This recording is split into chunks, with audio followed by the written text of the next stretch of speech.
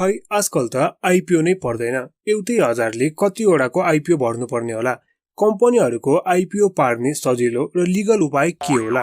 Secondary मार्केटमा invest गर्न त मन छ, तर पैसा नै धेरै छैन र धेरै रिस्क लिन पनि सक्दिन। मैले के गर्ने होला? शेयर मार्केटको नलेज त छ, तर कम्पनीको एनालाइसिस गर्ने समय नै छैन। मैले के गर्ने होला? र यी तीनवटै प्रश्नहरूको एउटै उत्तर हो म्युचुअल फन्डमा लगानी। तर म्युचुअल फन्डमा लगानी गर्नु हाम्रो लागि कतिको सही छ त?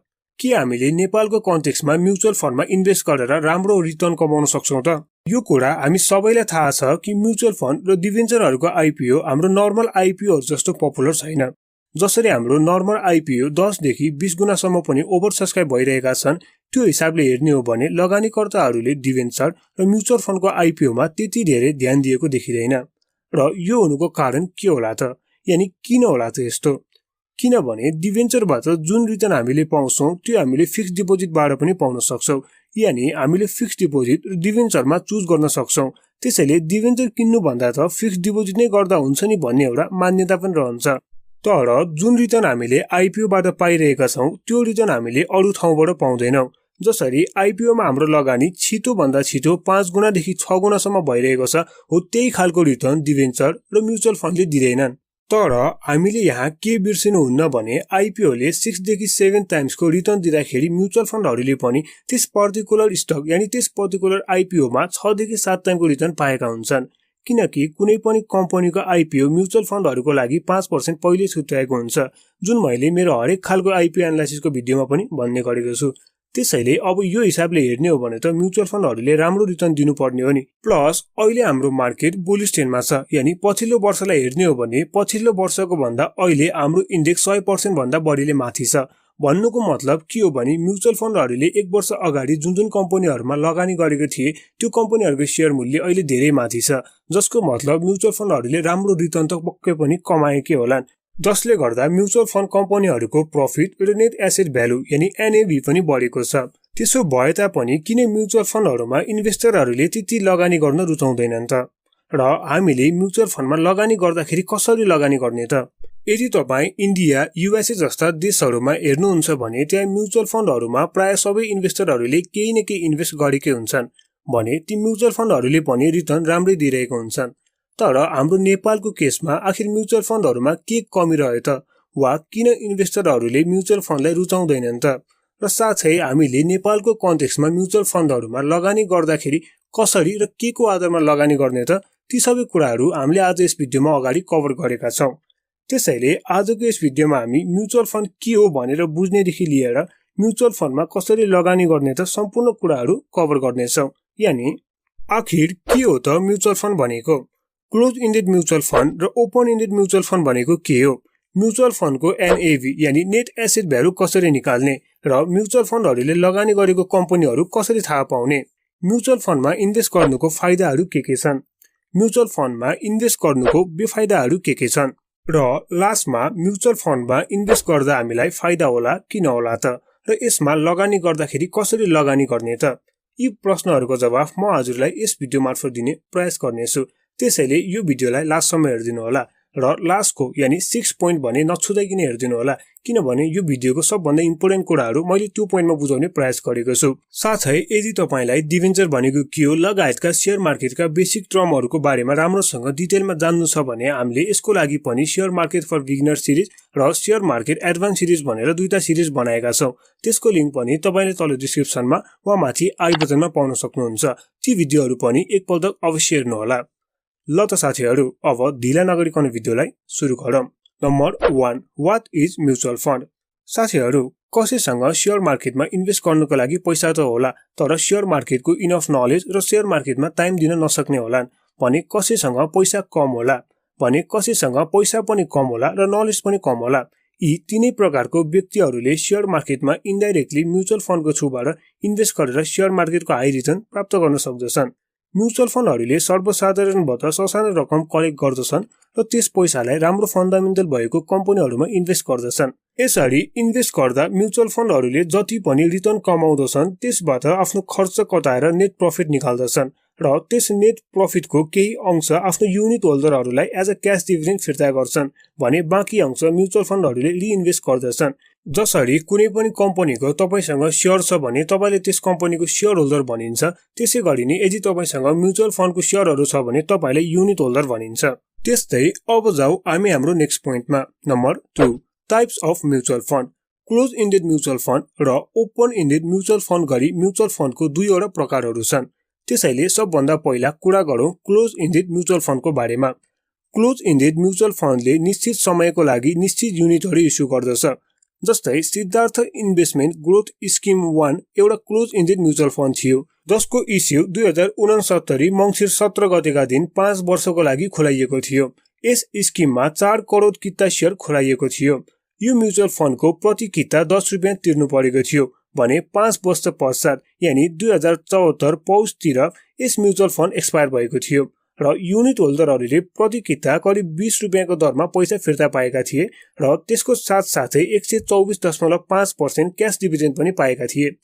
यानी 1000 रुपैयाँ लगानी गर्नेले यस म्युचुअल फन्डमा लगानी गरेर आफ्नो पैसालाई करिब 3500 बनाएका थिए 5 वर्षको अवधिमा। यस क्लोज इन्डेड म्युचुअल फन्डमा टाइम र युनिट फिक्स हुन्छ। यी युनिटहरू एकपटक बिक्री भइसकेपछि म्युचुअल फन्डहरूले आफै खरिद गर्दैनन्। यस्ता युनिटहरू नेप्सेमा सूचीकृत हुन्छन् र युनिट होल्डरहरूले यस युनिटहरू बेच्नु वा किन्नु परेमा ब्रोकर मार्फत किनबेच गर्नुपर्ने हुन्छ। त्यसैले अहिले जति पनि नेप्सेमा लिस्ट भएका म्युचुअल फन्डहरू छन्, जस्तै भर्खरै लिस्ट भएको कुमारी इक्विटी फन्ड किन नहोस् वा Sanima equity fund, Nobel equity fund, यी सबै भनेको क्लोज इन्डेड म्युचुअल फन्डहरू हुन्। त्यस्तै अब कुरा गरौँ दोस्रो म्युचुअल फन्डको प्रकारको बारेमा, यानी ओपन इन्डेड म्युचुअल फन्डको बारेमा। यस प्रकारको म्युचुअल फन्डले कुनै पनि समयमा लगानीकर्तालाई युनिटहरू बेच्ने र लगानीकर्ताहरू बिक्री गर्न आएको खण्डमा पुनः किनिदिने काम पनि गर्दछ। सर्वप्रथम ओपन इन्डेड म्युचुअल फन्डहरूले सर्वसाधारणहरूको लागि निश्चित युनिटहरू इस्यु गरेर आइपिओ खुलाउँछ। त्यसपछि ती युनिटहरू सब्स्क्राइब भएपछि युनिट होल्डरहरूले आफ्नो युनिटहरू बेच्नु परे सम्बन्धित म्युचुअल फन्डमा गएर आफ्नो युनिटहरू बेच्न सक्छन् र युनिटहरू किन्नु परे पनि त्यही म्युचुअल फन्डको अफिसमा गएर युनिटहरू किन्नु पर्छ। यस्तो म्युचुअल फन्डहरू नेप्सेमा लिस्ट हुँदैनन् र युनिटहरूको किनबेच भनेको यिनीहरूको एनएभी यानी नेट एसेट भ्यालुको आधारमा हुन्छ र यो एनएभी भनेको के हो र कसरी क्याल्कुलेट गरिन्छ त्यो हामी अगाडिको पोइन्टमा हेर्नेछौँ। जस्तै भर्खरै आइपिओ इस्यु गरेको एनआइबिएल सहभागिता फन्ड भनेको ओपन इन्डेड म्युचुअल फन्ड हो, यानी यो नेप्सेमा लिस्टिङ हुँदैन र यसको हामीले युनिटहरू किन्नु वा बेच्नु परेमा यसको अफिसमा गएर किनबेच गर्नुपर्दछ। त्यस्तै अब कुरा गरौँ हामी हाम्रो नेक्स्ट पोइन्टको बारेमा। Number 3, how to calculate NAV of mutual fund and how to see the portfolio of mutual fund. जसरी कुनै शेयरमा लगानी गर्नु अगाडि हामीले त्यस कम्पनीको earning per share, PE ratio, return on equity जस्ता इन्डिकेटरहरू चेक गर्नुपर्छ। त्यसै गरी नै कुनै म्युचुअल फन्डमा सेकेन्डरी मार्केटबाट लगानी गर्नु अगाडि त्यस म्युचुअल फन्डको एनएभी यानी नेट एसेट भ्यालु हामीले चेक गर्नु एकदमै जरुरी हुन्छ।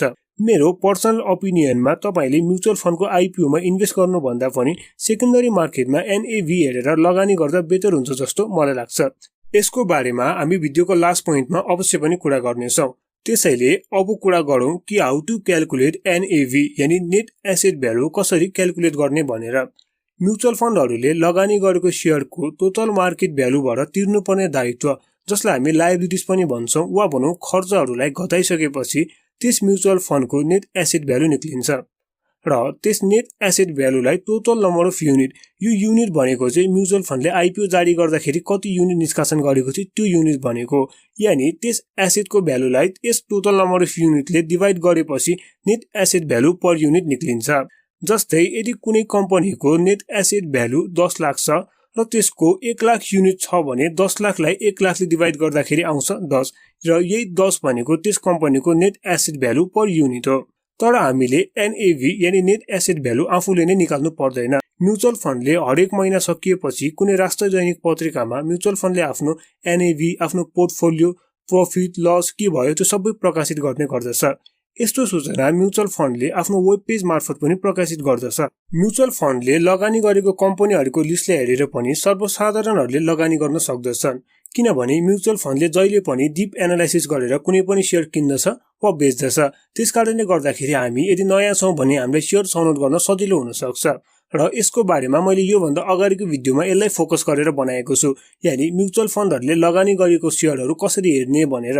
त्यो भिडियोको लिंक तपाईले तल डिस्क्रिप्सनमा वा माथि आई बटनमा पनि पाउन सक्नुहुन्छ। त्यसैले यहाँ छोटो र सरल रूपमा भन्नु पर्दाखेरि तपाईले म्युचुअल फन्डको वेबसाइटहरुमा वा विभिन्न थर्ड पार्टी वेबसाइटहरु जस्तै शेयर संसार, नेपाली पैसा लगायतको वेबसाइटहरुमा पनि त्यस म्युचुअल फन्डको एनएभी र त्यसको पोर्टफोलियो हेर्न सक्नुहुन्छ। त्यस्तै अब कुरा गरौँ हामी हाम्रो नेक्स्ट पोइन्टको बारेमा। Number 4 benefits of mutual fund. Mutual फन्डमा इन्भेस्ट गर्नुको धेरै फाइदाहरू पनि छन्, जसमध्ये केही हामीले भिडियोको सुरुवातमा पनि भनेका थियौ। Can get a chance to invest in IPO. अहिले धेरैको समस्या यही छ कि आइपिओ नै पर्दैन, तर म्युचुअल फन्डलाई 5% आइपिओ रिजर्भ गरेर राखिन्छ। त्यसैले म्युचुअल फन्डलाई आइपिओ पर्ने चान्स धेरै हुन्छ। यदि हामीले म्युचुअल फन्डमा इन्भेस्ट गरेको छौं भने त्यो म्युचुअल फन्डलाई आइपिओ पर्नु भनेको इन्डाइरेक्टली हामीलाई नै आइपिओ पर्नु बराबर नै हो। त्यस्तै म्युचुअल फन्डमा लगानी गर्नुको अर्को एडभान्टेज हो small investment but quality portfolio. Mutual फन्डहरुमा सानो सानो लगानीबाट पनि हामीले युनिटहरु किन्न सकिन्छ। जस्तै एउटा युनिट 10 देखि 13 रुपैयाँसम्म पर्न आउँछ अहिलेको मार्केट प्राइसमा भने हामीले मिनिमममा पनि 100 युनिट किन्नु पर्ने हुन्छ। र म्युचुअल फन्डहरुले ती ससाना पैसालाई मिलाएर ठूलो लगानी बनाएका हुन्छन् र ठूलो पोर्टफोलियो बनाउँछन्। यसरी म्युचुअल फन्ड मार्फत हामीले लगानी गरेर Unilever Nepal, Nabil bank, bottlers Nepal जस्ता राम्रा तर महँगो शेयरमा पनि इन्डाइरेक्टली लगानी गर्न सकिन्छ। र अर्को एडभान्टेज हो ट्रान्सपेरेन्सी। हामीले अघि नै पनि डिस्कस गर्यौं कि म्युचुअल फन्डहरुले आफ्नो नेट एसेट भ्यालु यानी एनएभी, आफ्नो पोर्टफोलियो वा प्रॉफिट भाषा लस भाषा सबै कुराहरू हरेक महिना सकिएको 15 दिन भित्र कुनै पनि राष्ट्रिय दैनिक पत्रिकामा प्रकाशित गर्नुपर्ने हुन्छ। यही कारणले गर्दा म्युचुअल फन्डहरु धेरै पारदर्शी हुने गर्दछन्। त्यस्तै अब कुरा गरौँ हामी हाम्रो नेक्स्ट पोइन्टको बारेमा। Number 5 disadvantages of mutual fund. धेरै म्युचुअल फन्डहरुले नेपालमा अहिलेसम्म आफ्नो लगानीकर्ताहरूले राम्रो रिटर्न दिएकै छैनन्। अहिलेसम्मको सक्सेसफुल म्युचुअल फन्ड हेर्ने हो भने सिद्धार्थ इन्भेस्टमेन्ट ग्रोथ स्किम 1 पर्दछ, जसले आफ्नो युनिट होल्डरको पैसालाई 3 टाइम्स भन्दा बढीले बढाएर दिएको छ। र यसो किन भयो वा यतिका रिटर्न कसरी दियो भन्नुहुन्छ भने जब यो स्किम स्टार्ट भएको थियो वा भनौं यो स्किम 2069 तिर स्टार्ट भएको थियो, तब नेप्से इन्डेक्स 292 तिरको बिन्दुमा थियो र यो म्युचुअल फन्ड एक्सपायर हुँदासम्म नेप्से इन्डेक्स 1600 को आसपास पुगेको थियो। त्यसैले त्यही क्लोज इन्डेड म्युचुअल फन्डले मात्र आफ्नो युनिट होल्डरलाई राम्रो रिटर्न दिन सक्छ, जुन म्युचुअल फन्डको ओपनिङ टाइम र एक्सपायरी टाइम पर्फेक्ट हुन्छ। ओपनिङ टाइममा नेप्से इन्डेक्स बियरको बटममा हुनु पर्यो र एक्सपायरी टाइममा नेप्से इन्डेक्स बुलमा हुनु पर्यो। त्यसैले कुनै पनि क्लोज इन्डेड म्युचुअल फन्डमा इन्भेस्ट गर्नु अगाडि हामीले नेप्से इन्डेक्सको नलेज पनि राख्नु पर्दछ। तर नेप्से इन्डेक्सको नलेज हुने मान्छेले म्युचुअल फन्डमा इन्भेस्ट गर्नु भन्दा पनि डाइरेक्ट सेकेन्डरी मार्केटमा इन्भेस्ट गर्दा बेटर रिटर्न पाउँछन् जस्तो चाहिँ हामीलाई लाग्छ। त्यसैले क्लोज इन्डेड म्युचुअल फन्ड भन्दा पनि open indeed mutual fund zero knowledge भएको इन्भेस्टरहरूको लागि पनि बेटर हुन्छ जस्तो हामीलाई लाग्छ। साथै यदि तपाईलाई यो नेप्सेको बुल मार्केट, बियर मार्केटको हिस्ट्री के थियो र अब बजार बढेर यो नेप्से इन्डेक्स कहाँसम्म पुग्न सक्छ ती कुराहरू जान्नु छ भने त्यसको बारेमा पनि हामीले एउटा भिडियो बनाइसकेका छौं, जसको लिंक तपाईले तल डिस्क्रिप्सनमा वा माथि आई बटनमा पनि पाउन सक्नुहुन्छ। एकपटक त्यो भिडियो पनि अवश्य हेर्नु होला। ल त साथीहरु, अब हामी भिडियोको लास्टतिर आइसकेका छौं। त्यसैले अब लास्टमा कुरा गरौँ हामी हाम्रो लास्ट पोइन्टको बारेमा। Number 6 should we invest in mutual fund or not. Obviously इन्भेस्टमेन्टको नलेज कम भएको वा शेयर मार्केटमा टाइम दिन नसक्ने इन्भेस्टरहरूले म्युचुअल फन्डमा इन्भेस्ट गर्नै पर्छ। नलेज हुने इन्भेस्टरहरूले पनि आफ्नो इन्भेस्टमेन्टको निश्चित प्रतिशत चाहिँ ओपन इन्डेड म्युचुअल फन्डमा इन्भेस्ट गर्नु पर्दछ जस्तो हामीलाई लाग्छ। यदि तपाईलाई नेप्से इन्डेक्स ओभर भ्यालु छ कि अन्डर भ्यालु छ त्यसको नलेज छ भने क्लोज इन्डेड म्युचुअल फन्डमा पनि इन्भेस्ट गर्न सकिन्छ।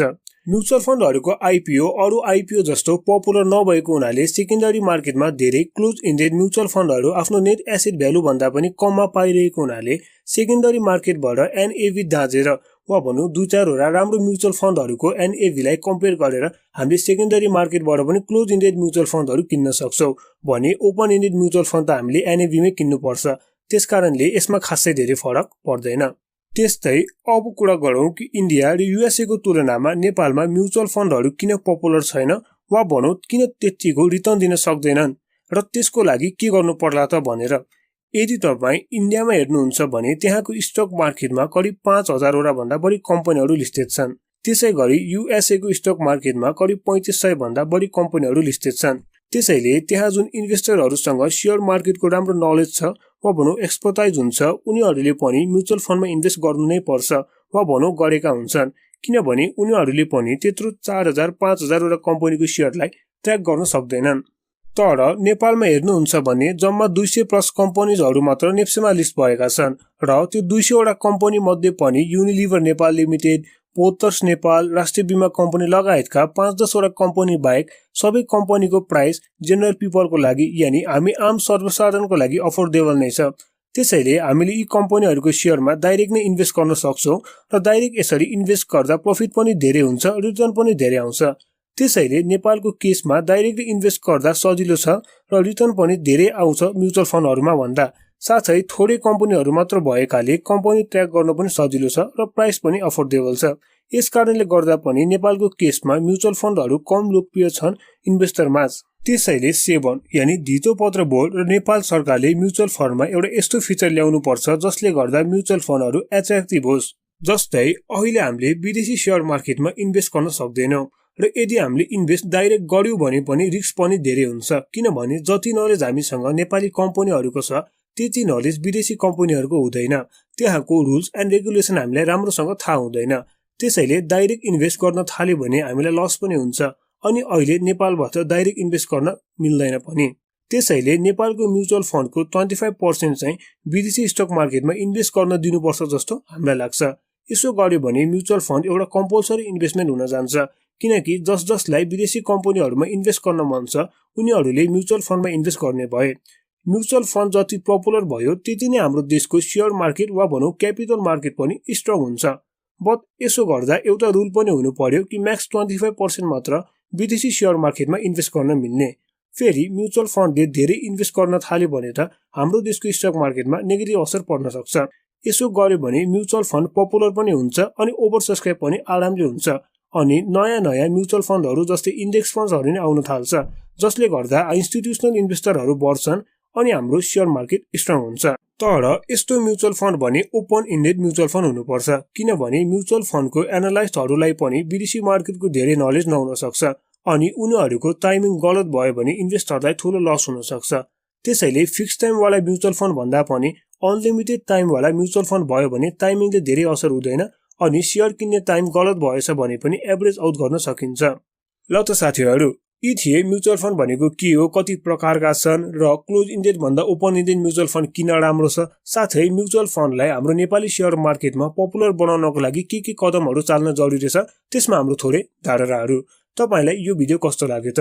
यदि तपाईलाई हामीले गरेको यो सानो कोशिश मन पर्यो भने भिडियोलाई लाइक गरिदिनु होला, च्यानललाई सब्स्क्राइब गरिदिनु होला र साइडमा रहेको बेल आइकनलाई पनि क्लिक गरिदिनु होला, किनभने हामी शेयर बजार सम्बन्धी यस्तै इम्पोर्टेन्ट अपडेटहरु सक्दो चाँडो ल्याइरहेको छौं र भोलिको दिनहरुमा पनि ल्याउने प्रतिबद्धता गर्दछौं। र लास्टमा हाम्रो भिडियो हेरिदिनु भएकोमा धन्यवाद।